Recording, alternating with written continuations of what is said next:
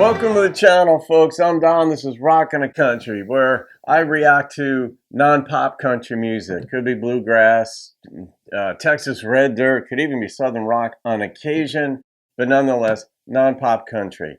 I'm doing a gift request. MontaukEd made a gift to the channel for me to do this one. So Ed, shout out to you. Every so often I have to wear the attire. And now I have a new idea too for a thumbnail. I just got that this morning, a new thumbnail that relates to you. I'll break that one out, maybe even for this one if I can get to it.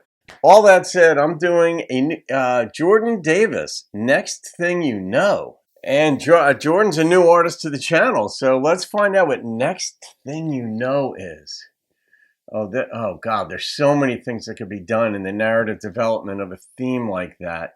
All this stuff happened, and next thing you know, either I'm in love, or I got dumped, or I have a hangover. I don't know. Knowing Ed, it's not going to be a simple hangover type song. It's going to be a lot deeper. Here we go. Oh yeah, that's not a hangover song. He's in love, this guy. I can feel it.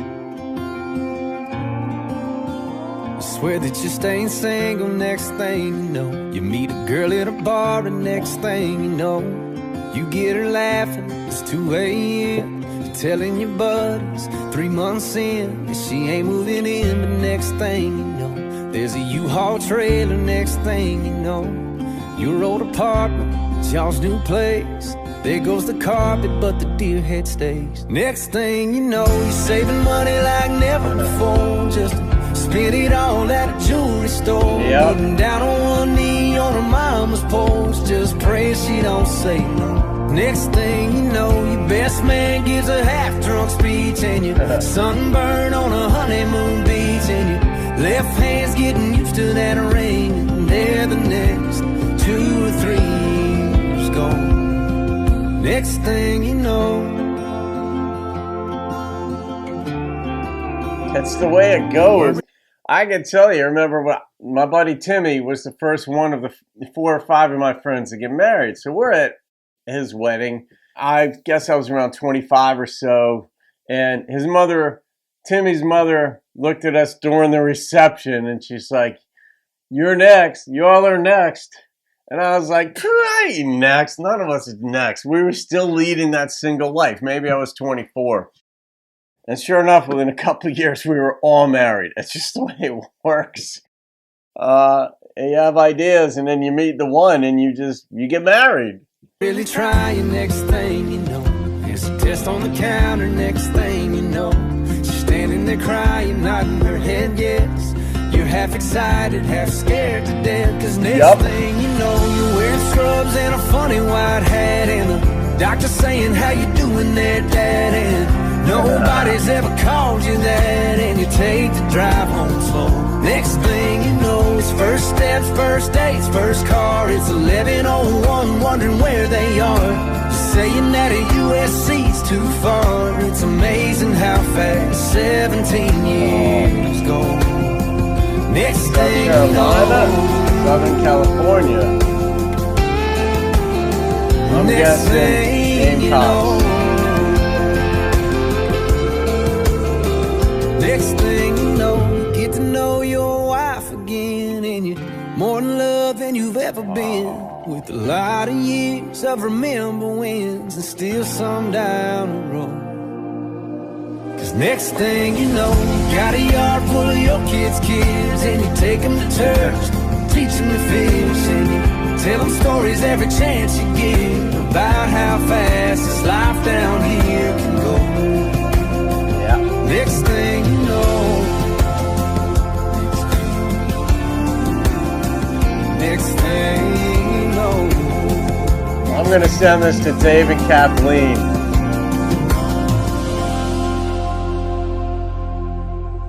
Oh, heck yeah. Ed, you of course did it again. And it's going to be my honor, believe me. I went to kindergarten with Kathleen. And her husband, Dave, is like, they're like the ideal married couple. This song, I mean, I'm going to send it to them and I'll hear back whether or not the song itself captured their life as I see it. From my in my perch, it does, and so many elements of it anyhow. But it is the way life goes. I mean, there's a thing in it's called survivor bias, and this is sort of a tangent off of that, where, like, history isn't told by those that are right. History is told by the victors. I mean, there's all kinds of things that go along with when you've made it. Stories that are told of, like, Jeff Bezos and Warren Buffett and these folks who are like the titans of industry and such.